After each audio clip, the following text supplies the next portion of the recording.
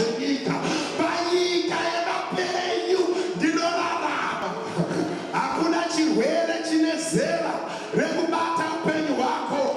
Hakuna muroyi ane simba rekubata ramangwana rako. Kana tatenderana Mwari watinzwa masikati ano. Ndine munhu anoda tambotaura izvi pamusoro poupenyu hwake.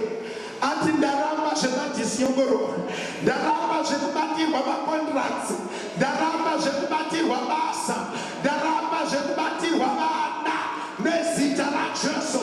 Pane changu chese ndinodhikleya moto, panotsika vana vangu moto, kunoswera vana moto, kuvasa kwangu moto venega, pamumwa pangu moto. Chimboita mbere, mimboita hanya neupenyu hwako, umbotaura izvi remoto. This violence shall take it by force. Ndakutora destiny kubva kuvaroi, ndakutora simba rekurarama kubva kuvanhu nezita raJesu. Muve mulungu akona vatazuva ranhasi oti ndakudhikileya moto pane ramangwana rangu, moto mumba mangu, moto papfungwa yangu, moto pakurarama kwangu simba. Hakuna mamhepo anomira, hakuna madhimoni anomira, hakuna izwi revanhu rinomira. Haudzimwe basa iwewe, hauite murombo iwewe, haupembi chekudya iwewe, haubatirwe vana iwewe, haubatirwe utano hwako iwewe. Imbodhikleya mafanani ano, every idea yawinayo ngaibudirire nezita raJesu. Zvaunoshuvira ngazvibudirire, makambani ngaabudirire, utano ngaudzoke, nyasha dzekurarama. Baba ngavakupe nyasha masikati ano, denga ngarikuzanurire masikati ano. Hakuna anomira munzira yako masikati ano, hakuna anobatana nako masikati ano, hakuna anobatana namwana rako masikati ano. Ndinodhikleya nezita raJesu. Baba ndodhikleya moto, ndinodhikleya jabanja, ndinodhikleya simba ramweya mutsvene. Baba patinodyira hakuna anogara, nepatinoswera hakuna unobata. Mabasa edu haabatwe nevanhu, nevana vedu havashandikwe. Oyamana ravakauziva chimbochema pamberi paMwari kuti enough is enough. Zvekuendesa vana kuchipatara ndaramba, zvekuendesa vana kuhospital ndaramba, zvekurwarirwa ndaramba, zvekudzungaira ndaramba, zvekubatirwa upenyu ndaramba nezita raJesu. Baba ndinotaura nyasha, moto wedenga vari kuronga matare ngavashe, vari kuronga kuparara ngavaparare, vari kuchera makomba ngavawire vanhu, vari kutirongera zvakaipa ndivo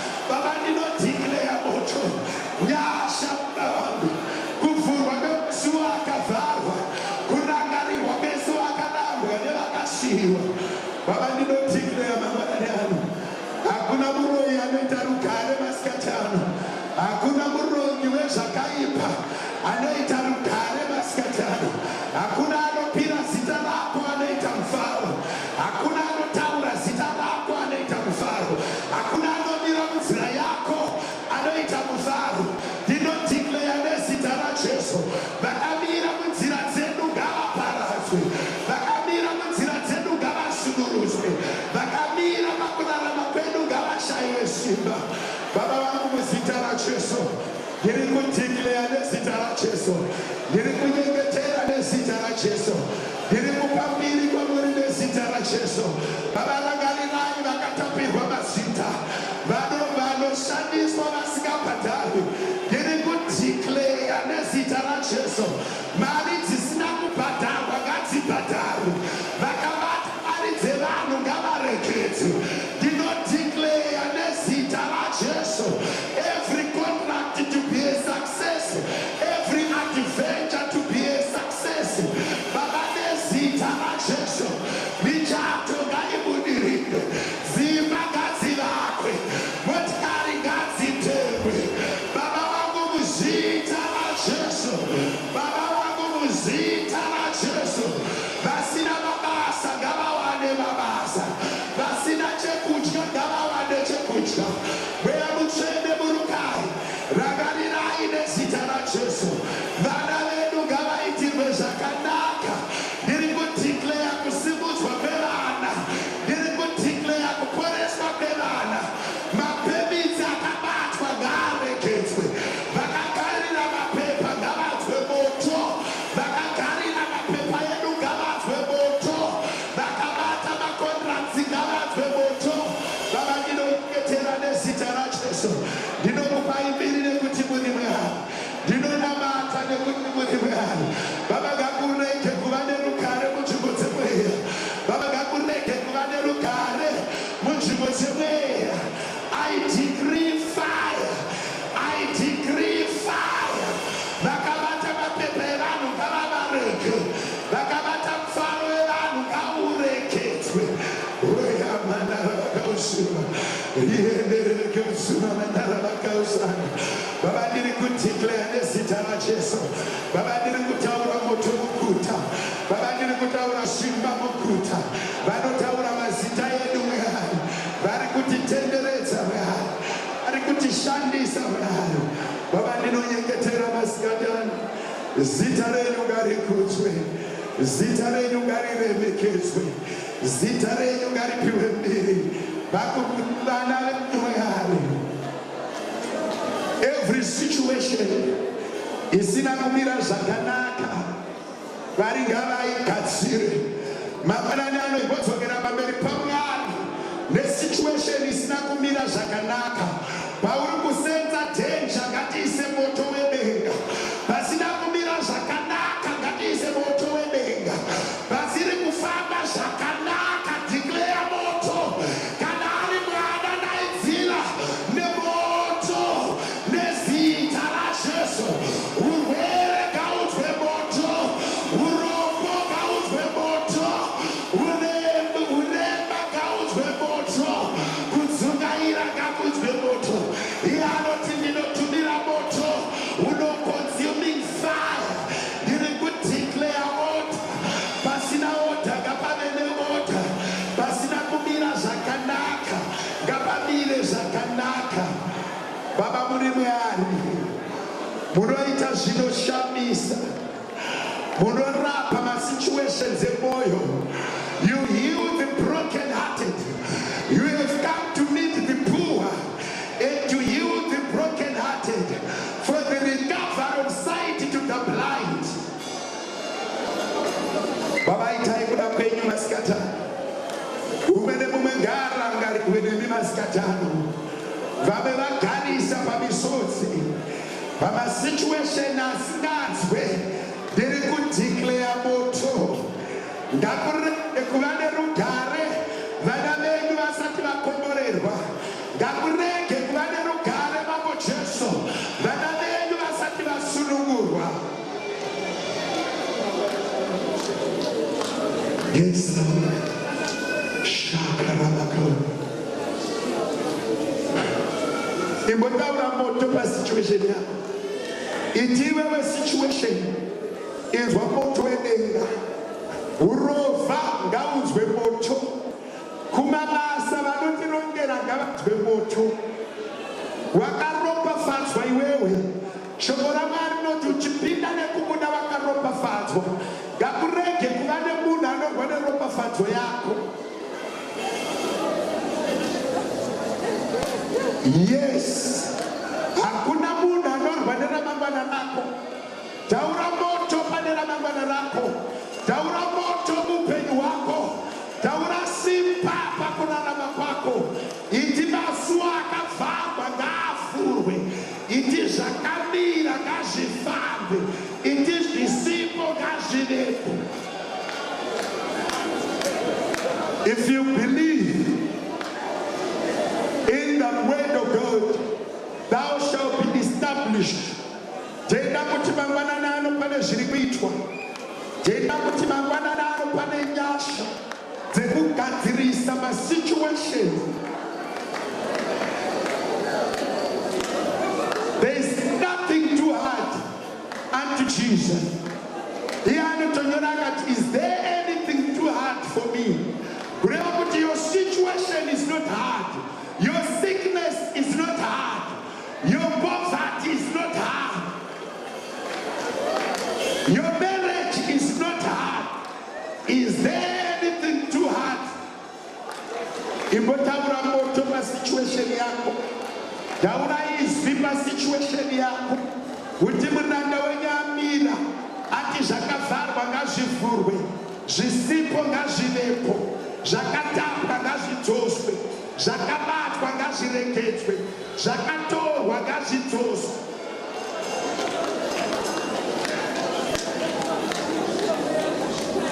Tendera maya vangu kupfumba kuti mangwanani ano muservisi ino kune vakabata zvinhu zvako vakutoshaya rugare wozviregedza, kune vakabata upenyu hwako vakutoshaya rugare wouregedza, kune upenzi huri kuitika huri kutopora mangwanani ano, kune zvakawatika zvaakuregedzwa mangwanani ano. Baba ndinotikireya moto, pane vakaipa moto, pane zvakabatwa moto. Vatuma ngavaregedze mapenditi, vatuma ngavaregedzere mari, vatuma ngavaregedzere utano, vatuma ngavadzoreredze mfaro.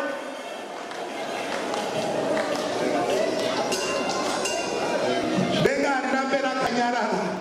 Inzika yaMwari kuripira vanochema, inzika yaMwari kurangarira vasimudza izwi, nekuti anoti ndiedzei muone kana wasimudza izwi mangwanani ano.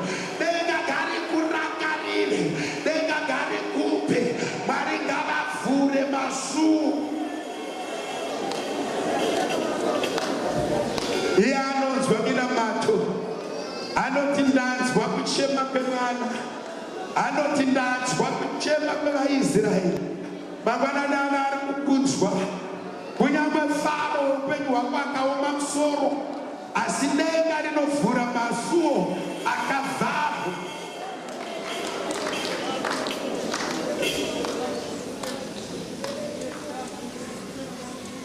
Jesus.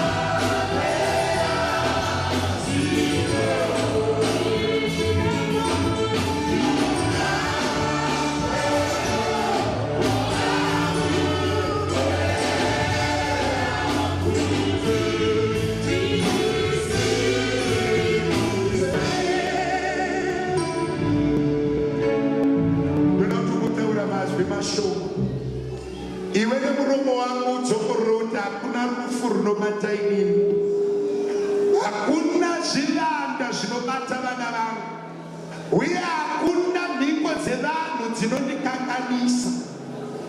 Tenda kuti hakuna mhiko dzevanhu dzinokukanganisa, vakafa kana vapenyu, nekuti anoti akadzima runyoro rwaipesana nesu. I want you to make a declaration of life. Iti vana vangu vanorarama, ini ndinorarama. Hakuna chirwere chinouraya inini, hakuna accident inouraya inini, hakuna varoi vanouraya inini. Shandisa muromo wako udzokorore kuti hakuna varoi vanouraya inini, hakuna accident inouraya inini, hakuna mazwi evanhu vanouraya inini kana vana vangu. Yes,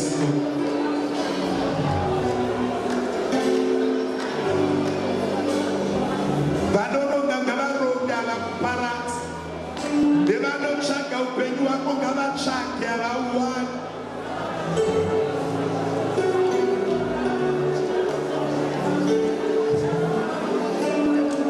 Yes.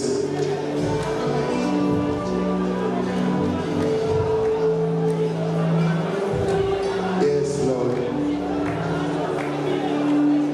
Thank you, Jesus.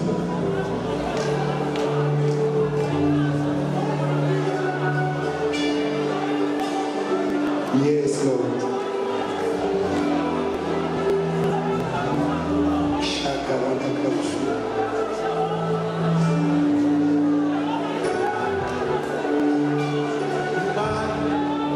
Yes, Lord.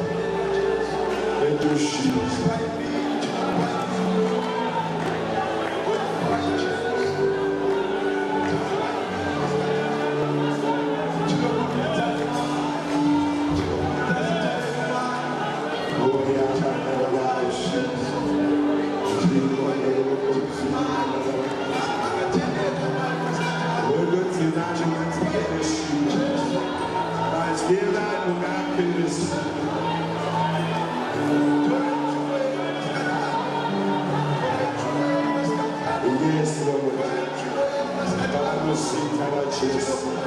Yes, Lord.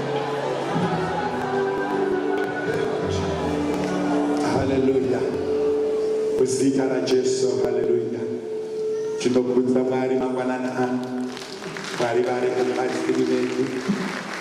Gara uchiziva kuti hakuna chirwere chinouraya iwewe, kana izwi revanhu rinoparadza iwewe. Hatisi kurambidza vanhu kuronga, tiri kuzvirambidza kubudirira. Amen and amen. Hatisi kurambidza vanhu kuzvironga, tiri kuvarambidza kubudirira. Amen and amen. Iverengerewo Jeremiah chapter number 1 verse 19.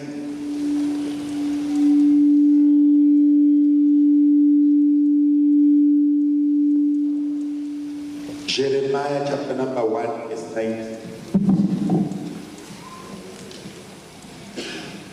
Vacharwa newe asi havangakundi, nekuti ndinewe uye ndichakurwira, ndizvo zvinotaura Jehovha. They will fight against you, but they shall not prevail against you. For I am with you, says the Lord, to deliver you. Chronicles chapter number 20, 2 Chronicles chapter 20, verse 3.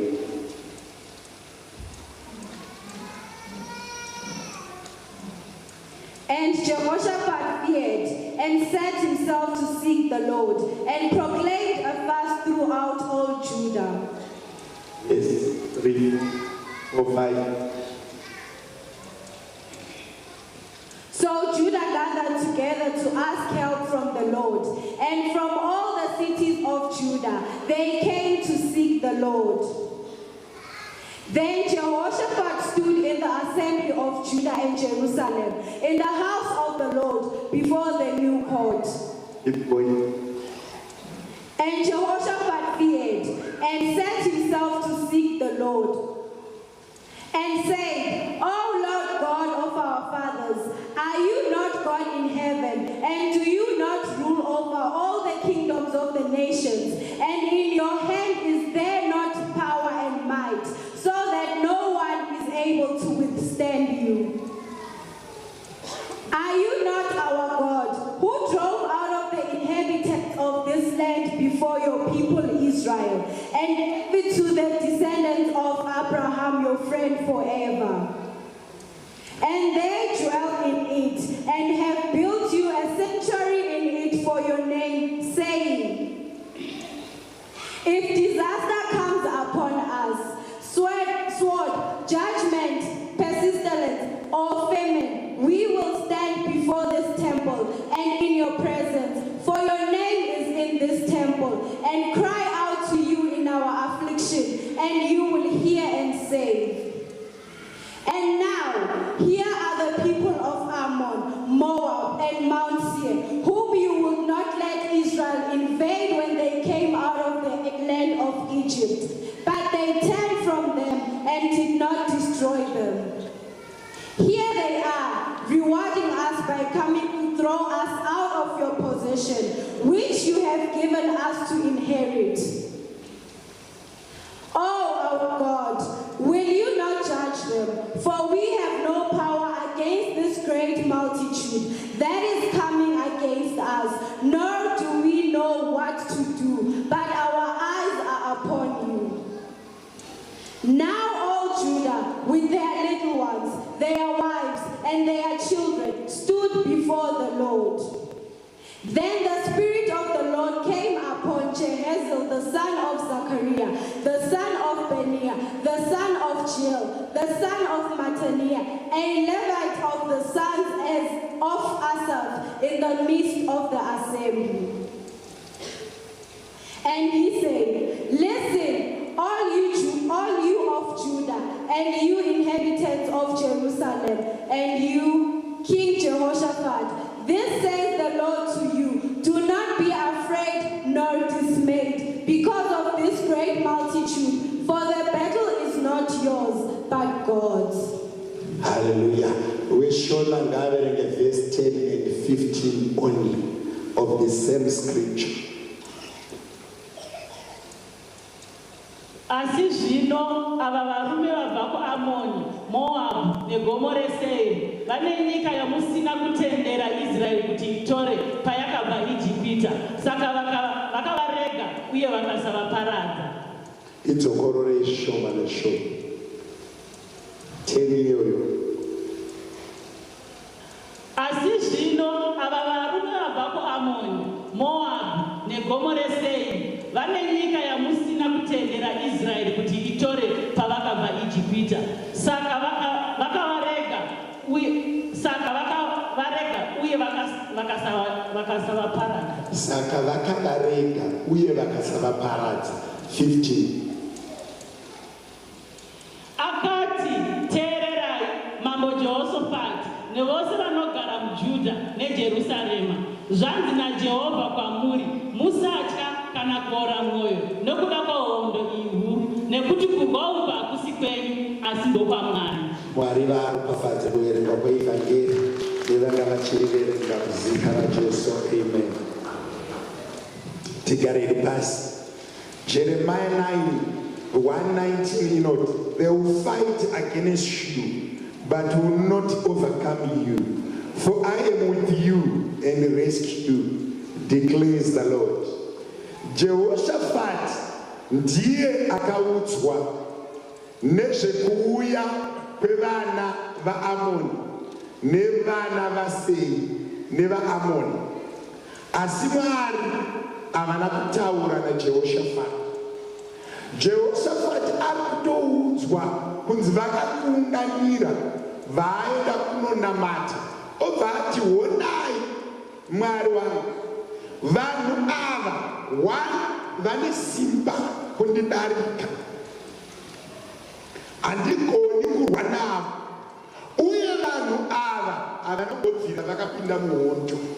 Panguva yakaparadzwa mamwe maguta, imi Mwari makarambidza madzibaba edu kurwa nevanhu ava, ndosaka vawanda kutidarika nekuti mazuva iwayo chaiparadza vanhu ihondo, chairijusa manumbers evanhu inyaya yekuti varume vaenda kuhondo wonofa, madzimai osara nevana. Ukaverenga vaFiristia vane nguva yavakaurayirwa vanhu vese kukasara vana, vakamirira kuti vanakomana vadiki vakure kuzozvarwa zvevanhu, madzimai aripo asi vana baba pasina. Jehoshafati obva ati, honai Mwari, vanhu ava ndimi makarega kuti vasaparadzwa, nau vakawanda kutidarika.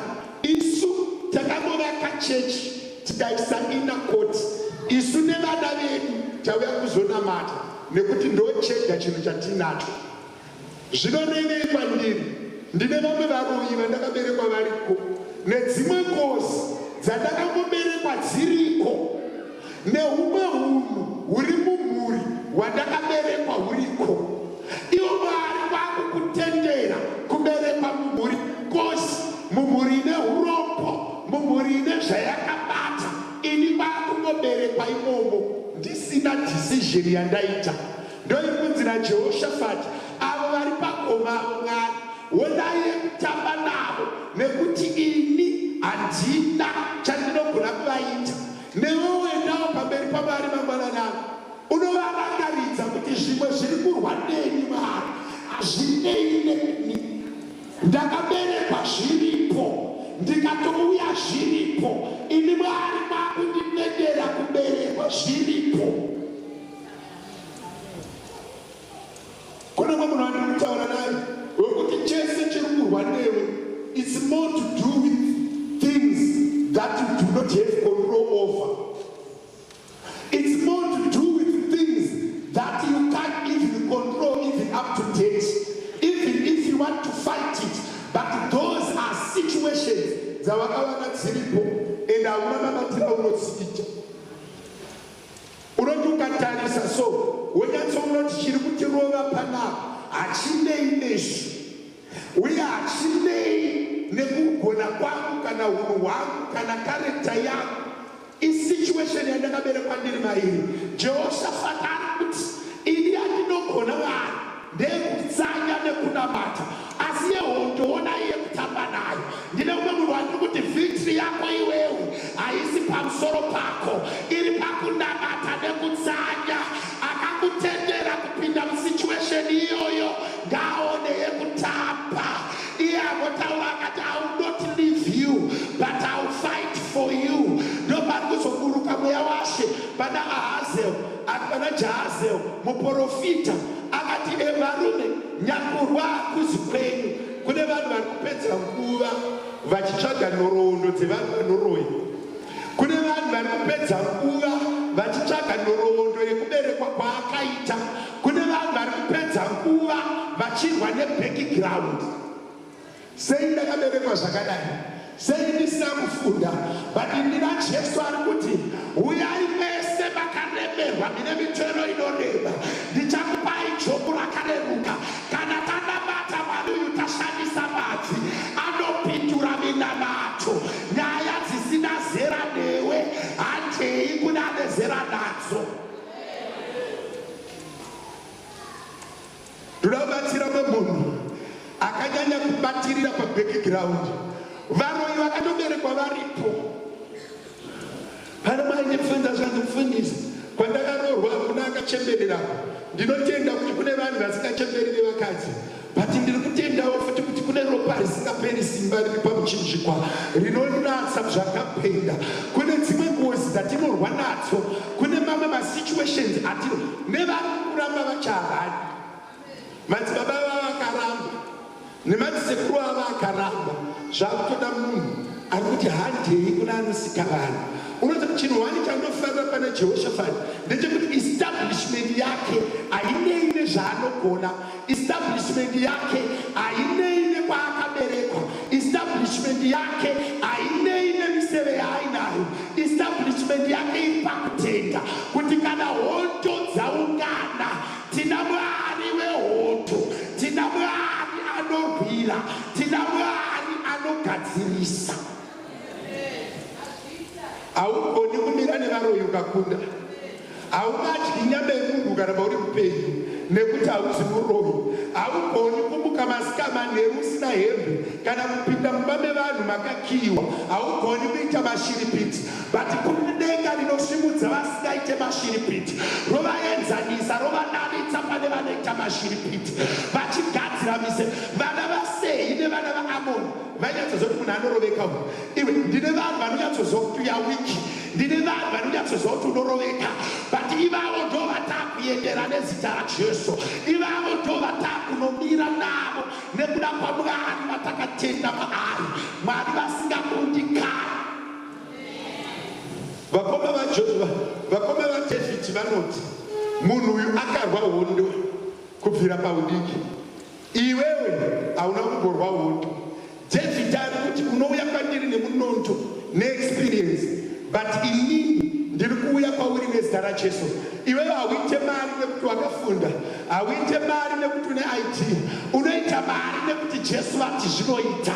Unorarama nekuti Jesu vati zvinoita. Unoroorwa nekuti Jesu vati zvinoita. Unotenga mota nekuti Jesu vati zvinoita. Unotenga dzimba nekuti denga vati zvinoita.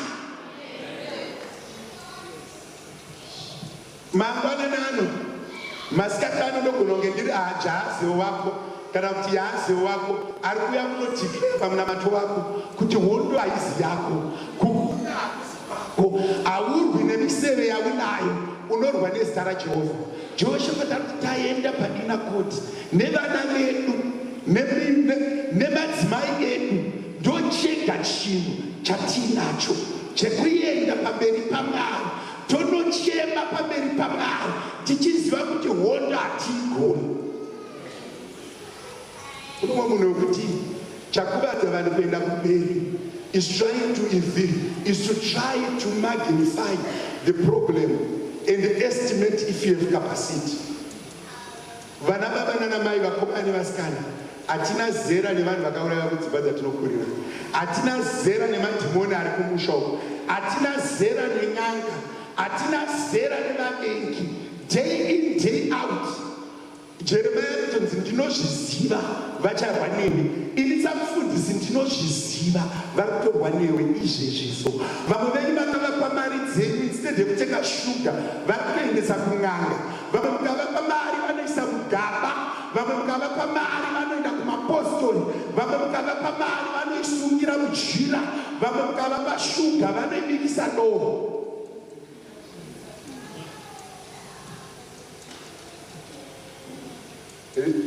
Rimwe zuva ndichifamba paWestgate ndakasangana nemunhu akatanga kudirwa, akatanga kukwira, kanzi mari yako yapera kumapostori, hama dzako dziri kurwa newe dzichienda nemari kumapostori kutsvaga favor. Vanamuti evil spirit shut up. Vanhu vese vanga varipo vakavhunduka kuti how do I go evil? Someone is telling me what I need to be happy with. Kuti ndaziva kuti vari kuendesa kumapostori.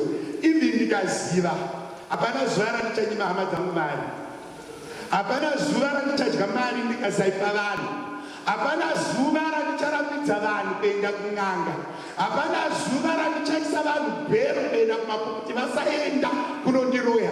Ngavaroye, ngavaronge, ngavaende nemari, but inini simba rangu riri pakuti vacharwa newe asi havakukundi, vachakurongera asi hazvikudiriri, vachakutsvaga but havakuwani, vachataura rufu asi haufe, vachataura urombo but hauite murombo, vachataura maaccidents but hauite accident, vachakudzinga basa iwe uchiramba uri pabasa, vachakutsvagira zvakaipa iwe uchiramba uchiprosper.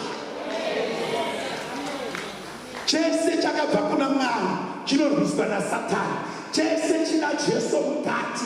Since time of John the Baptist kutori nehoto kana muine mwana musikana pese pamukuti ngaaroorwe, madhimoni akuti haaroorwi, but isusu hatiteereri noise yemadhimoni uye hatibvunze madhimoni kuti haufa, tinoenda kuna Jesu.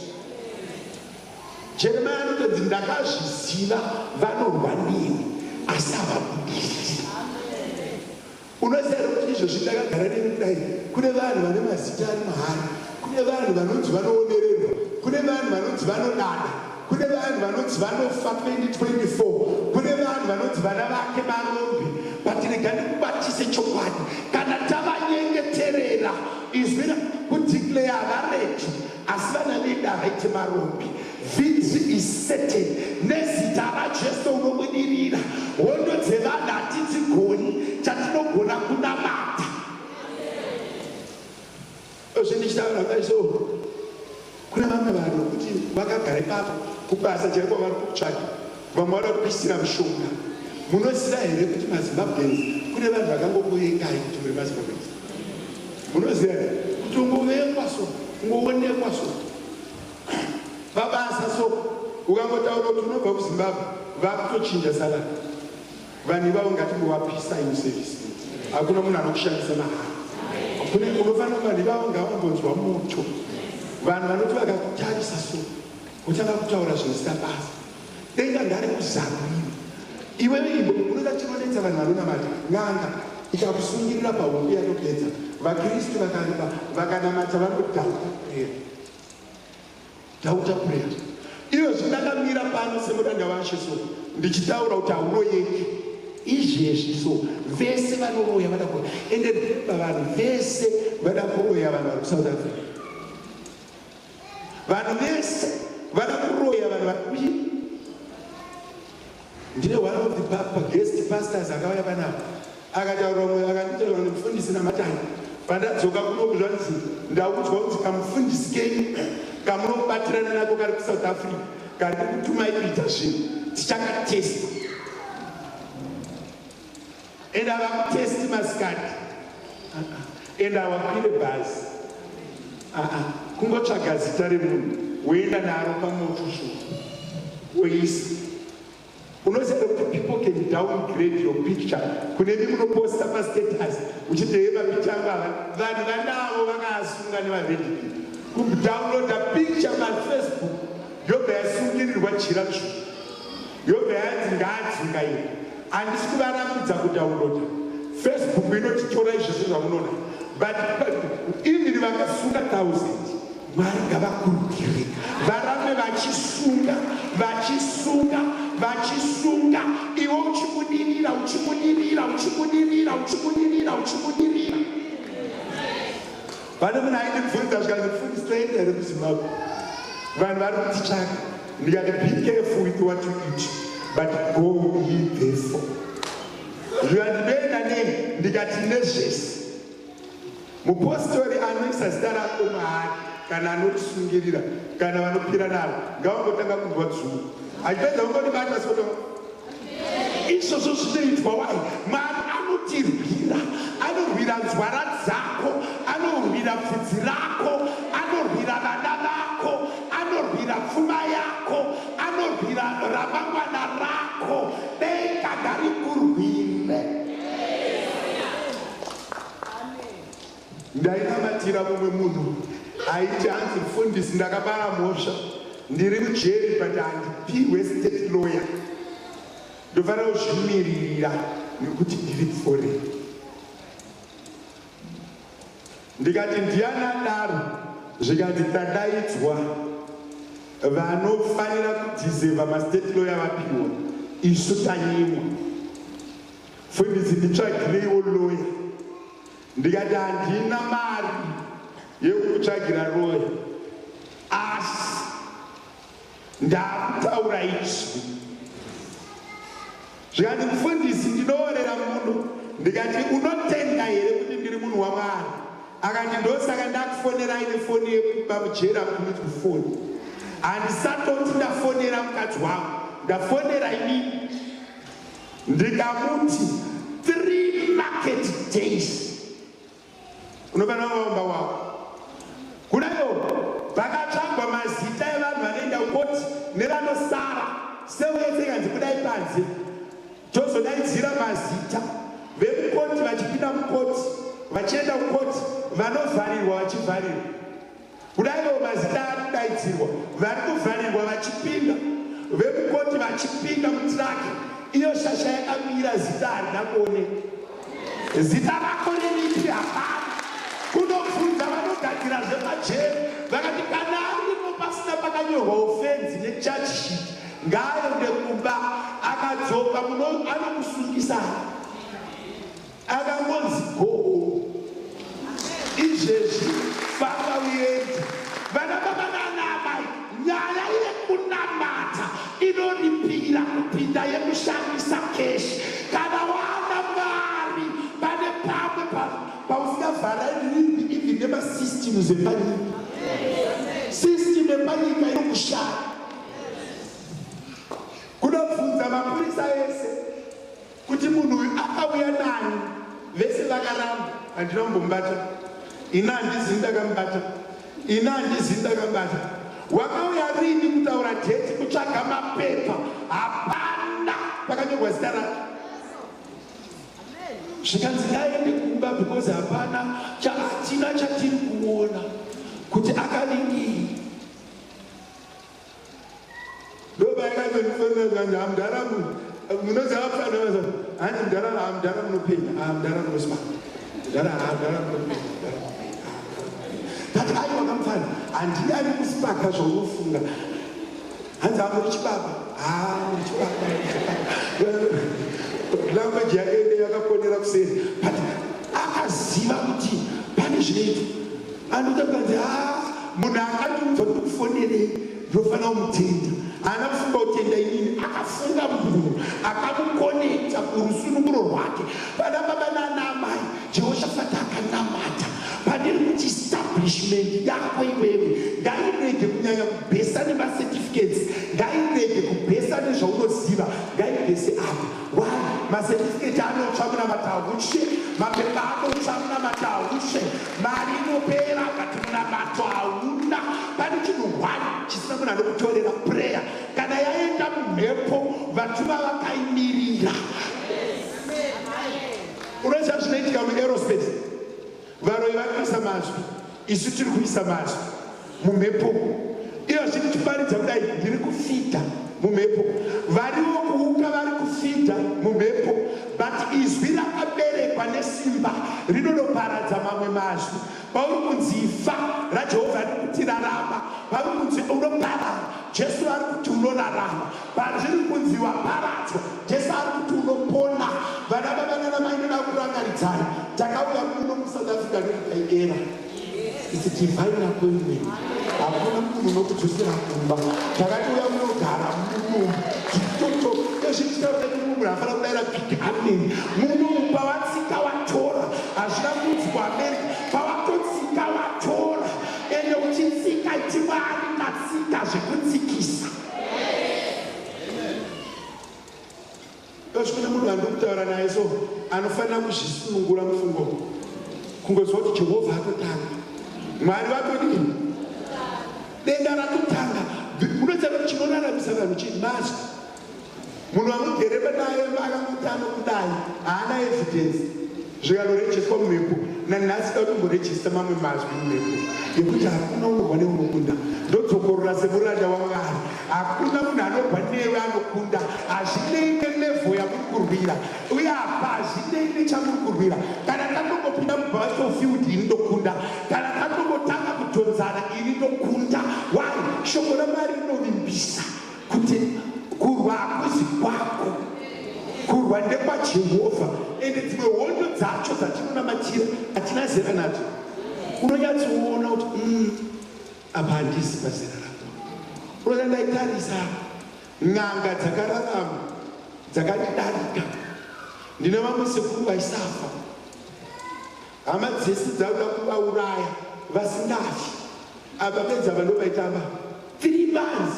Munhu asina mvura kana kudya asina kufa. Nemishonga. Iwe ndoboda kuti takarasima kunotsvaga kabheko. Munorohwa, tambirai kwamakajaira. Musaende kwamusina kujaira. Tambirai kwamakajaira. Mukatambira kusimwenyu munokiwa. Tsvaga chibheko chekudai kuzviprotecta. Iwe zviprotecte naMwari. Muridzi wedenga anoti bhuyai mose kwatiri ndikurwirei. Hondo dzedu hadzirwiwi nesu, dzinorwiwa nemusharukwa. vana vevana namai vakomana vasikana kune vanhu vanoroya zvemanotsi, kune vanhu vane mishonga zvemanotsi, kune vanhu vane utsinye zvemanotsi zvekuti anogona kudya sadza munhu achitsvaka. Imi mukaona munhu achichekwa nzwara munochema, munhu kucheka nzwara nayo unochema. Vana mai vari muno mukarova muna munozobuda moenda kusemotakawo kuchema. Mambokurova muine zvivindi zvekuti akanganisa chakuchema mobudo makuchema unemi zveutsinye hazvisi zvenyu. Shandai kubasa kwenyu kumadziro yekunamata munobudirira. Idzi dzimwe dzisiyanai nadzo. Victory is certain in prayer. Hondo dzedu tokunda muprayer, hondo dzedu togadzirisa prayer, nekuti zvimwe takaberekwa zviri. Zvimwe takaberekwa zviri. Ndainamata nemi hama zvikandida kunamata kuti nyika ishaye mbavha. I'm praying for South Africa kuti ishayiwe mbavha kana wani. Ndikati chamani kune vanhu vakawanda vari kuda kunamatira kuti vatokutobiwa. Zvino kuti vanhu vanoba vazhinji vatoni mweya wakapfeka. Kune nyasha dzechigure, kune nyasha dzekuba, kune nyasha dzeutsinye, uye kune nyasha dzekurarama zvakanaka dzinobva kuna Mwari. Ndakamuudza ndikati nyasha dzandinotaura ndedzekuti urege kubirwa, but handidi kunonetsana nemashavi ekuba, because that's not my space. My space is me and those that are under my covering. Kuzvichitaura munhu akati zii kumuri kwenu unotoziva here kuti kune zviriko. Ini mukati mufundisi ngatipise machira, mamwe acho hauzivi kuti akaraswa ipi, saka hapisike nekuti kwaakaraswa kuri. Uye zvinoda kuti mufundisi kuti mufundisi unoda unoripa ngozi, unoripa ngani? Uye unozoti wakaurayiwa uye nani? Vamwe nemunyu muri kutogara ikababa muchiti tirape ngozi dzekwamulambo, musi wekwamulambo. Mai ndovanozoti uri chihwa iwe hausi mulambo. Zvine bhizi kudzinga ngozi dzekwamulambo, iwe une dzekwachihwa. Beti certificate rako nababa wako zvikutu zvakasiyana. Ende hatigoni kuzvigadzirisa. Even ukazviziva kuti uri chihwa, uri chihwa hausi mulambo, wozodii? Vane vauchavadima ivi vari vapeti vavari vanotukwa futi pamusoro pekuva neromse nemunotukwa futi. Vazhinji vari munomo mamwe masere matofu vati ndenu nemaya madzinda yatinosvikana tichituka tichidaurwa nayo haistori yedu. Chaunogona iwewe kurega kudetsana nemabackground issues, wotaka kunetsana nemaspiritual issues awine control over. Then you find where your strength is. Yekuti anoti victory is certain. Anototaura akati for they will fight. Hakuna wani wena ari munhu asikaroyei. Hakuna. Ukavapa vanokuroya, ukavanyima vanokuroya. Ukavakwazisa vanokuroya, ukasavakwazisa vanokuroya. Ukavashanyira vanokuroya, ukasavashanyira vanokuroya. Saka hapana anyway yaunорambidza muroyi kukuroya. But ngaroyi wobva waziva kuti hakuti. Mumunobva danzi vafundisi vakakomborerwa varoyi, tanzwa nekuroyewa isusu vafundisi, tatonzwa nekuroyewa isusu chaivo vafundisi, tanzwa nekuroyewa isusu vafundisi, tatonzwa nekuroyewa. Ini mufundisi kuroyiwa chako ndanzwa. Ndoti ndikati gare mazuva ndombonoita 30 minutes 1 hour uri murume mwana. Pane time yatakamboshanya kwatakashanya tadzoka ndikaona mwana mukomana kudai mazina akarara grinding of teeth kakara mukomana mukuru chirumba mazino kutsenga usi. Ayo ngati Mwari kune shuwa kutsengesa mwana. Ayo ndamatira mwana sombata pachesta chimundamatira.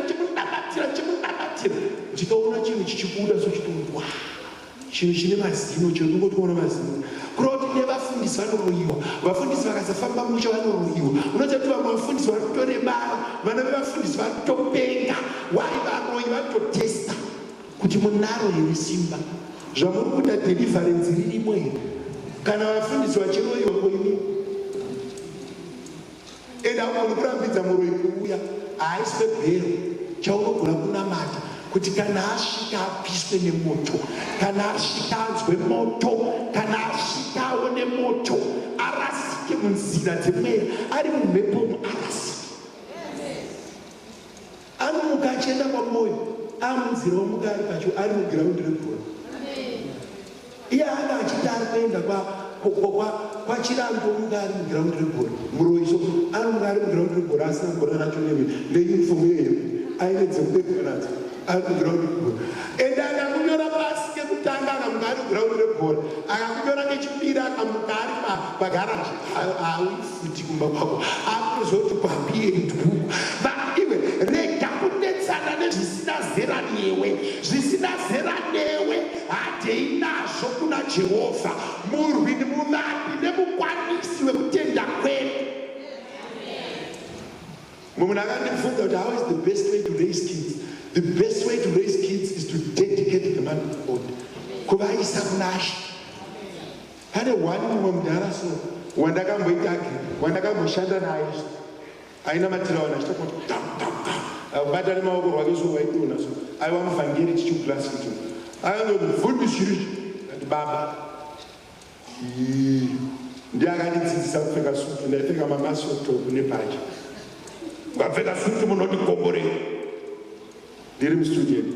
Ndakazosheya naye hotel kuEast London, kuti baba inini vana vako vese vari 3 ndakavaisira seat vanochata 4 vakomana 2 vasikana 2, hakuna munhu varoi vandabata vana vangu, asi inini ndavaisa pamberi paMwari. Ende ndakatarisa vana vake vese vasikana 2 nevakomana 2 vachichata. Chinochatisa vana pamwe pacho hakusi kunyanya kuvadzidzisa prayer. Pavari kuiswa kumamhepo nevanhu isingati vaisei kuprayer, pavari kuiswa kumadhindindi nevanhu isingati vaisei kuprayer. Why? Kuprayer ndokune simba redu. Kana aiswa muprayer ave nepower. Zvechitaura naye umwe munhu akatenda kunditsamwira. Do you know kuti zvinhu zvemweya hunenge husasikama? Zvinhu zvemweya zvinenge husasikama. When you want to excel in the spirit, you need to express in the spirit. Express in the spirit to excel in the spirit and to manifest in the physical. You express it in the spirit, you excel in the spirit, then it manifests in the physical. Anything that is not expressed in the spirit may never excel in the spirit, neither does it manifest in the physical. Kupora kwako pachirwere chako, its expression you do in prayer, then it is answered in prayer, then it manifests in the physical. Your establishment, it's a way that you need to establish in the spirit for it to manifest in the physical. Chiritatadzisa vanhu kufunga kuti zvinotangira panyama. Hembe chacho munogona kudzipfeka dzikasapfitana. Mari chaiyo inogona kusabatika kana isina kutenderwa mumhepo.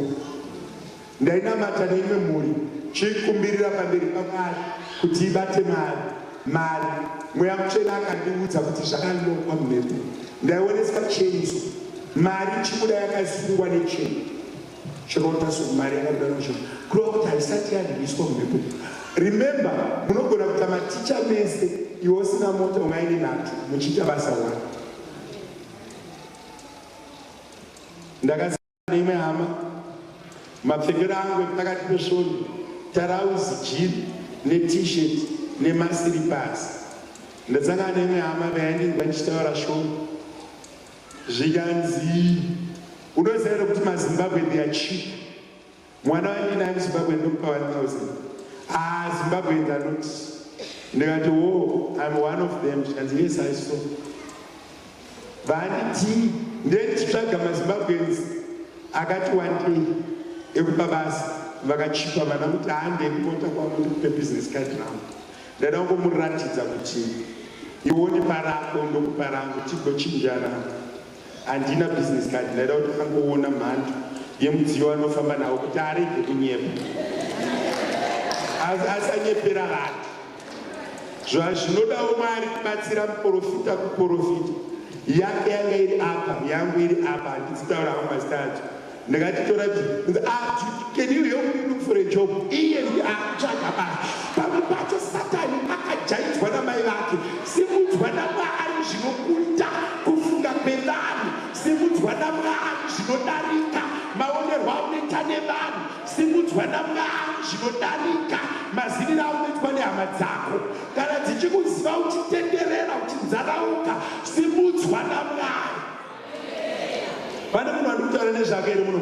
Be established in 2024 to the extent yekuti even varoi vanotenderana kuti mishonga yarapa, even vanokuveka vanotenderana kuti apa takundikana, denga gari kushimudze rikuite zvakaitwa Jehoshaphat yekuti vakasara. Remember, vakaenda kuhondo harisitsinza rese, varume vehondo vakasara kumba, vakazoudzwa kuti vacho vaenda kuhondo varohwa nekanyika kavaifunga kuti iwokofu. Vakanga vasara kumba vakaudzwa kuti varume vese vafa, vauraniwa nekanyika kavaifunga kuti kungonokabata pahuro kune vanhu vanokutarisira pasi. Masikati anovaitire pureya yekuti pavanokuona vanyatsoona kuti muchinda weana Mwari wake. Vanhu vanokutarisira pasi ngavanyatsoona kuti muchinda weana Mwari wake. Wai varonga zvaramba, vaedza zvaramba, vatarisira zvaramba, waramba wakamira pavaifungidzira kuti unowa.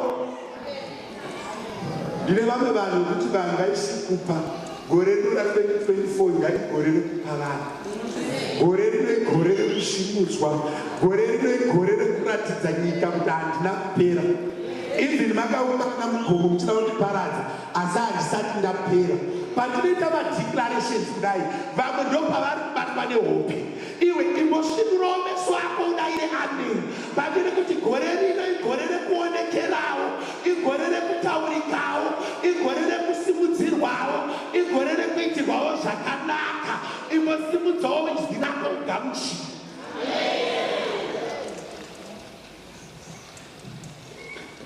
Pane chinhu wani chakandiitira zvakanaka chandinoda kudeclare muservice munhu wese anoenda kuZimbabwe naye, even vabereki kusisina seni, asi kuZimbabwe munodii, munoenda. Ndoda kuti umboitirwa nyasha idzi dzokuenda kuZimbabwe wodzoka mari isina kupera, dzokanaka. Mwari ngaakusimudzire, kwete kuti hanzi vanhu December akwana wanda kuti hanzi heye vachauya vachitengesa mafoni, heye vachauya vachitaura kuti hanzi yabiwa. Imboenda uvabvunze kuti zvamuri kuda zvakwana here, ndaakudzokera. Wotaura zvicheko zvavo vapa, woona uchidzosera imwe muhomwe. Idzodzo nyasha idzodzo imbodzigamuchira masikati ako, uzikanwe kuti uri mwana waMwari uye you are established. Kuenda kumusha wodzoka neimwe, kwete zvekuzonyutura vakusvika pabhodha kuti uzodira firo kuno, imbodzoka neimwe. Kana muri muchigaro mukadzi nemurume utiverenga munotosara mari madzoka, kwete zvekuzoti asi kana ndauya kuZimbabwe nditumirewo kandigokuona mwedzi wapera. Gore rino hariso igore rekuestablishwa naShe, gore rekupoti zvinhu zviitike. Do you know that so many people resist when it comes to receiving? So many people are resistant to receive. One thing that asks the black majority community is to receive. Atikamuchira. Pandikuti gamuchira nyasha utofunga kuti nekuwanda kwakaita hama dzangu. What is your problem? Ingorisiva kauenda ingopera. Ingorisiva. Unoziva kuti pane chinhu wani chandakanamatira chokuti ini ndichikura personally vabereki vanga vasina imba kutaura. Baba vangu vaiva peasant farmer. Handina imba yandakapinda muHarare yaive nyore kudya kusiya kwokunge sisi vangu varipo. Pamwe pese waiona dringi apo waisaridira, vazhinji venyu munondipupurira kuti zvaiitika kwandaichembeko. Unoriona chigubhu chidapo asi audini chadiriwo, kana nguva yakwana yedringi unodiriwo. Vamwe venyu vari vanhu vakakura muchimwa dringi kunge mushonga vaida doctor to prescribe and measure.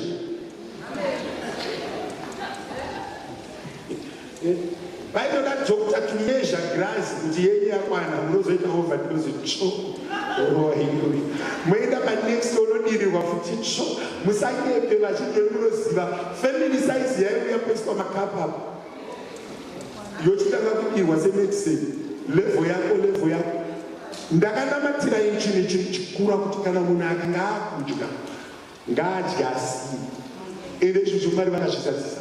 Anything that you declare in the spirit, it manifests. Anything that you want, decree it in the spirit. Anything that you purpose, decree it in the spirit. Once you decree it in the spirit.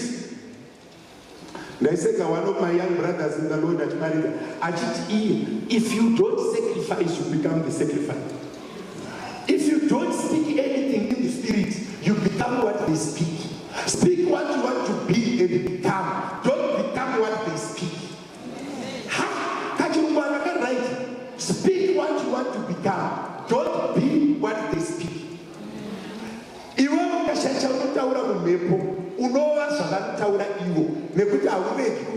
If you don't say anything in the spirit, you become what they say in the spirit.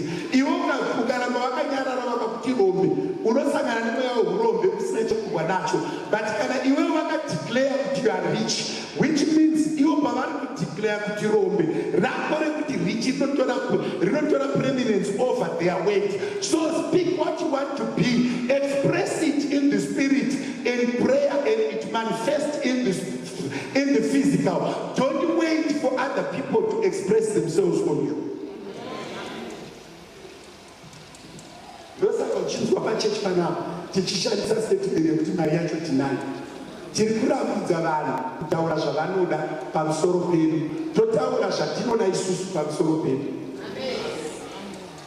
Kune vanotaura nene personal level, amundigiri mwana akandikatapera.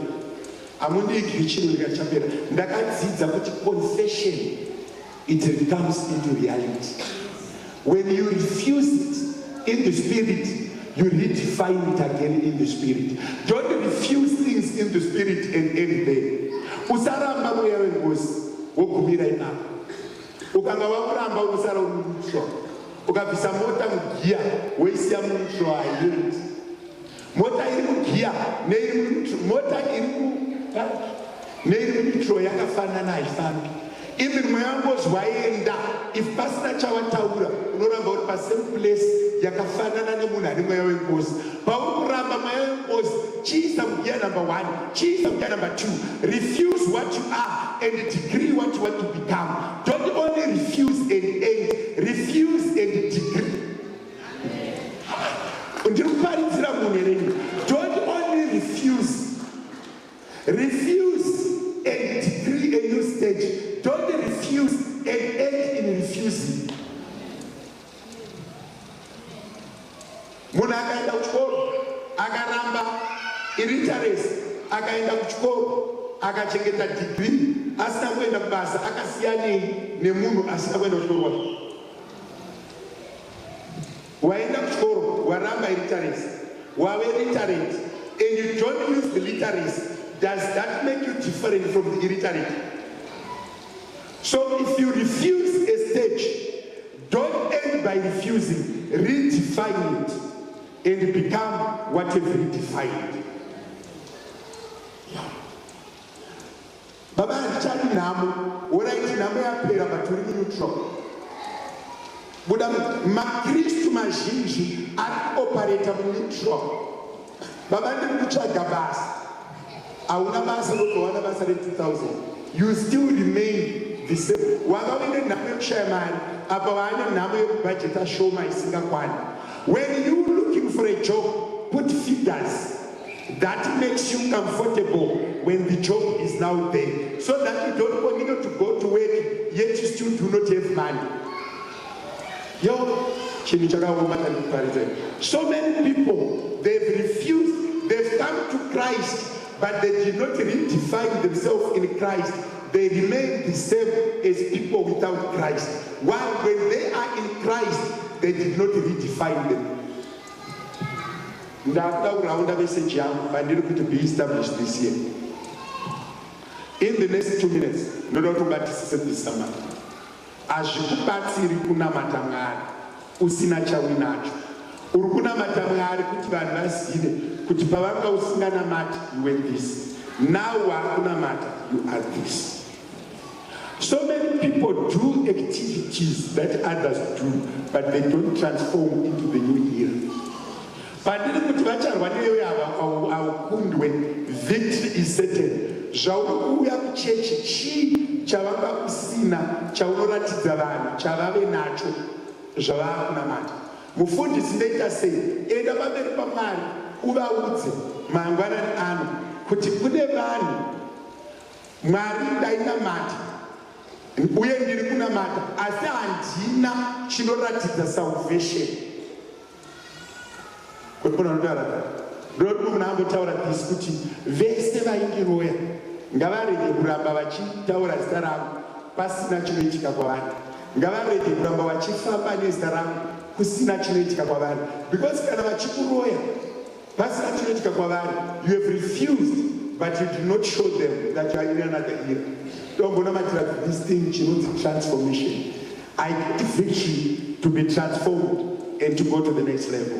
Ndoti mumwe nomwe munhu ambonamatira chinhu chinonzi vana vako iwewe mhuri yako go to the next level through establishment. Pakafa vana vaSei, vana vaAmoni nevaMidhia, shoko raMwari kuti for 3 days they were taking the spoils of war. Pavakadzokera kumba vakaratidza kuti tabva kuhondo tadzoka neizvi. Can I repeat this? Newe nhasi wauya kuchechi uri mugore reestablishment, ngatite chimwe chihomwe chatinodzokera nacho tichitaurira vaitiroya nevaiti hatibudiriri, nevaiti tiri kutenderera, nevaiti hatibati mari, nevaiti hatibati mwana, nevaiti haticheni, nevaiti hatiroreki, kuti ndadzokawo nepasuo yamaiti hazviiti. Amen and amen. Zvacho zvamaiti hazviiti ndadzoka nazvo. Muchato uya ndauya nawo, mari iya ndauya nayo, mota iya ndauya nayo, utano huya pamaitarisira kuti muchanzwa mhere yarira ngavakuone vakapfeka shoti uchijoga. Muri kubva kupi I'm exercising. Wakabhiya. What that they said you don't have, let it manifest when they see it. Taurira munhu ari padhuze newe kana kuti tell yourself I want to go into the new era. Taura kuti ndauda kuita zvakarambidzwa upenyu hwangu. Taura kuti zvakarambidzwa upenyu hwangu ndo zvandakuita. Kana dziri mota ngadzichivepo, kana vari vana ngavachivepo, kana uri utano ngauchivepo, kana uri mufaro ngauchivepo, zvese zvakarambidzwa ndo zvatanga kupinda munyuira yekutanga kuita zvakarambidzwa. Zvimwe hauna kurambidzwa nevanhu vakarambidzwa nebackground. Ndine vamwe vanokuti hakuna kudrive musha wese, hakuna kugotika musha wese, mazita enyu ari kuzvituka chete, hakuna kanzuro yakambonyorwa zita kusiya kwerekero. Vamwe vato nechitupa chacho hauna. Zvese zvakarambidzwa ndo zvatoda kuita mangwanani apa. Imboudza mwoyo wako kuti anyafundise zvakarambidzwa. Zvandakarambidzwa ndo zvandakuda kuita. Zvandakarambidzwa munzvimbo dzemweya ndo zvandakuda kuita. Vamwe vanyamusana vambobata 100,000 kana 200,000 kana 500,000, but vanoti zvakarambidzwa kupinda kunge munhu ane bhiriyoni iwo usina kana chipeneti. Umwe usatombodhiraivha mota kubuda mugaraji wegaso wakaremara, but hausi kunzwa shungu dzekuda kuita zvakarambidzwa. Vamwe venyu hamusati mamboona mufaro. Vamwe venyu hamusati mambotika grosari, mari chisara unoenda wakanyora grosari kunge prescription mapiritseri. Do you know kuti kunyora grosari pasi dzelimitation? Unonyora mapiri kugrosari kunge munhu ungaruenda kufamasi kwekuti 2x3, 4x2, 1 1 masikati, imuri kutenga grosari netroli usina pakanyorwa. Mari ngazvakarambidzwa ngazvitange kuitwa nekuti ndimari. Rega kutenga grosari kunge prescription. Murume nemukadzi munogara muchinyora prescription every month yemapiritsi amuchadya mwedzi wese. Umwe akati 40 lava, umwe akati maakufarisa, umwe akati baking soap akati yechigodondo inolasta. Muchinyora prescription. Mari ngaakubvumidzei kuita zvakarambidzwa. Mukune pakunyora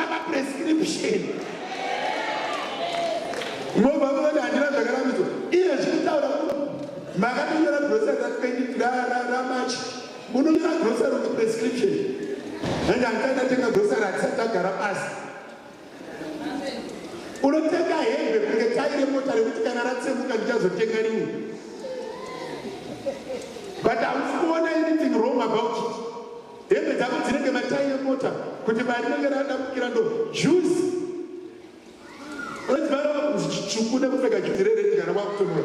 Imotenda Mwari kuti zvakarapidzwa naSatani ndo zvandakuita kubudikidza nezwi rataurwa nemunhu waMwari. Ndakutoita zvakarapidzwa. Do you know kuti kune zvinhu zvakawanda zvatinofunga kuti zviri normal zvisiri normal? Unongadzi nemurume wachibwira kuti anzi nyama yatsva Satani. Tengai kaimwe. Kana mukarwa chako inorega kutsva here. Kana yatsva nepota yacho kana yatsva isaibhini tengai imwe. Mwari ngaambokukomborera, imbogamuchira kukomborerwa, imbogamuchira ropafadzo, imbogamuchira zvitsva. Ungoti gore rino ndakaropafadzwa. Vaikuona uchitambudzika ngavakuone. Ndaifamba nomurumota mangu baafonero. Zvikati tati tikudze kuti makakangana kuti tikati chengetai muchachidzitora muna December muna February. Ingotaura kuti tsvagai anokwana. VaFebruary matesti nemaflavors ezvekupfeka anenge atochinja. 10 months later. Ausada wambeda munhu anodzokera kutora masiripasi e49 kupira apapiti Satani anokushandisa wapira kombi 17 rand wobva wapira imwezve 20 rand 34 rand unotora masiripasi e39 rand uda kusevha 4 rand. Pamwe pacho pana Satani akagara muvanhu. Ndosaka muchikurumidza kuroyeka hamukurumidze kugamuchira zvemeya. Iti ndaakupinda kumateritori manyowani nekuti muranda wamarata ndicharoyeke pane kwandakuenda. Zvitsvaga zvine kwandiri ndimo muda musizeni yemalimitation ndimoenda kumberi. Madzimai kana watakura vanhu nemota 50 rand maybe hano madzimai shuwa munhu anoenda kukembi anoti kuna mai mugano ndibatanidzire ndatakura vanhu 6. Iwe une mota uda kubhadharisa munhu asina mota mweya wekutorera vasina. Apana mamadhimoni ekuti rinonge tori dhimoni pamwe vati mutori next musangano magano munhu akada kutaura unoenda kuchechi zvatovhara hatipi vanhu ma50 rand. Kana asina mari yefiyo ngaasiye mota timutakure nevanadzo. Unopirwe mota usina fiyo iwewe sei uchipiwa mota usina fiyo. Isu kwedu kunana baba hatiite zvemacalculation avamagunda atotakura munhu zvatovharana 50 rand yoinoenda kuchechi. Kana usati vane mari kasiya mota yako kumba tokutakura nevanadzo. Pamwe pacho pane zvimadhimoni zvinogara muvanhu. Unonga wakabhadhitira 50 rand yekuenda musana wasvika kuti muri Ishe weBhaibheri. Vanotozotenda Mwari kuti ndokutenda ine 50 rand yandatorera hama yangu isati yaane mota. Pamwe pacho imbotenda Mwari muno musizeni yezvisho. Chokwadi munhu anoda 50 rand anonetsa kubata 1 million. Chokwadi kana uri kumbofunga kuti watorerwa 50 rand million inokwana. Ndokautira kuti mari inonetsa kubata kunana mai kudarika vana baba. Vana vamwe mai vada vambozwa mutsangano kuti andi vakapimira munhu mazoro ndakupimira mazoro kupimiroko.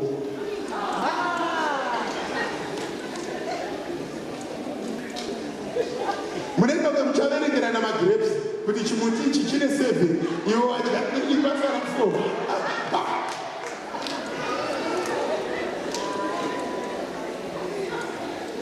Unoziva kuti pane mweya unofanira kubata. So kana uri mwana wapasita Jiriji batwa nemweya wekuunganidza nyasha uchiunganidza nyasha wobva vati ta waenda.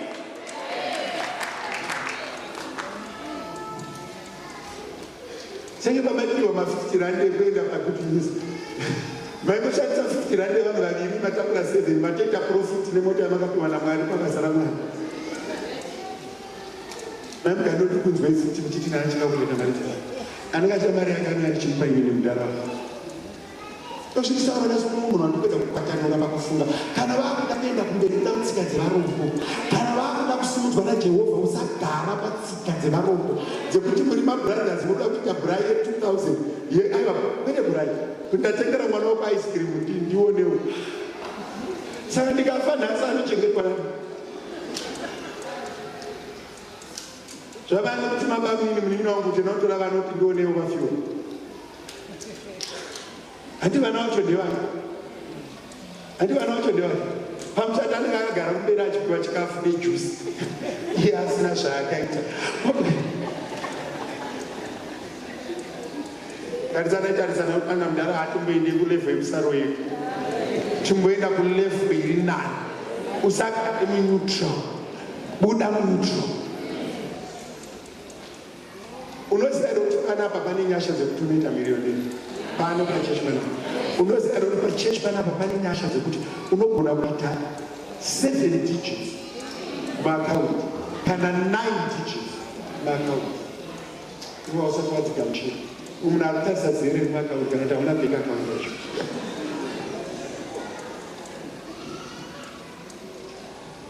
orit ndakutopedza ndoda kuti usimuke umbonamatira chausina usataura kuti chakarambidzwa namatira chausina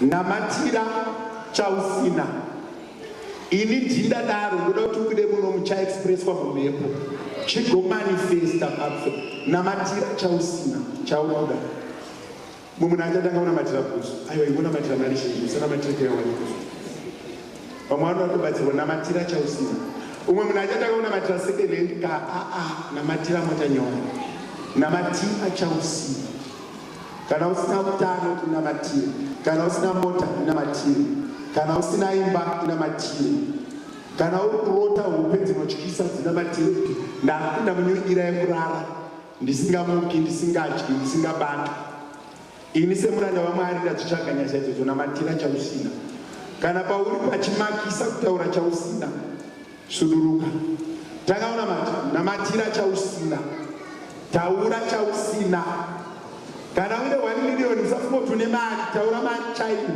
wane mamiliyoni taurai mabhiliyoni wane zvimotikari zvipipipi namatirai motikari chaidzo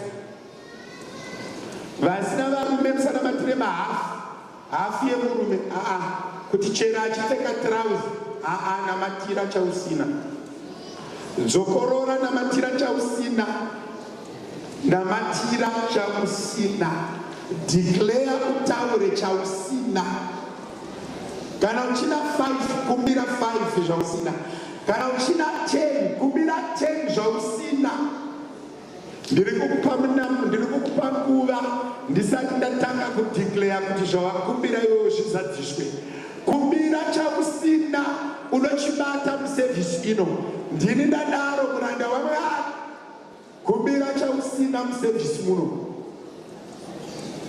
usakumbire musoro waJohn the Baptist kumbira chinhu chinokubatsira chausina musevhisi ino chakarwiswa nemadhimoni kwemakore chakarambidzwa nemamhepo kwemakore chisina kubatika nekuda kwemasituations kwemakore chisina kubatika nekuti hauna permit chisina kubatika nekuti hauna mari yacho kumbira chausina musevhisi inoyi mamhepo hachirambidze nekuti you are doing it in the presence of the Holy Spirit kumbira chausina taura chausina ndotenda kuti mweya mutsvene ari kutinzwa Jehoshafati akakumbira iwewe kumbira chausina kumbira chausina ndiri kuinsista kumbira chausina that which has invaded you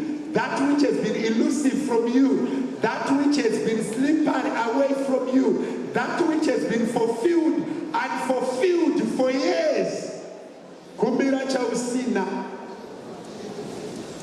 shisa ruoko rwako pachest baba ndokutendai semuranda wenyu makandidana muguta rino nemazuva ano umwe neumwe chakumbira gore rino risati rapera vamwe ngavachibate muna March muno, vamwe April, vamwe May, June, zvakumbirwa nhasi ngazvinge zvazadziswa zvese.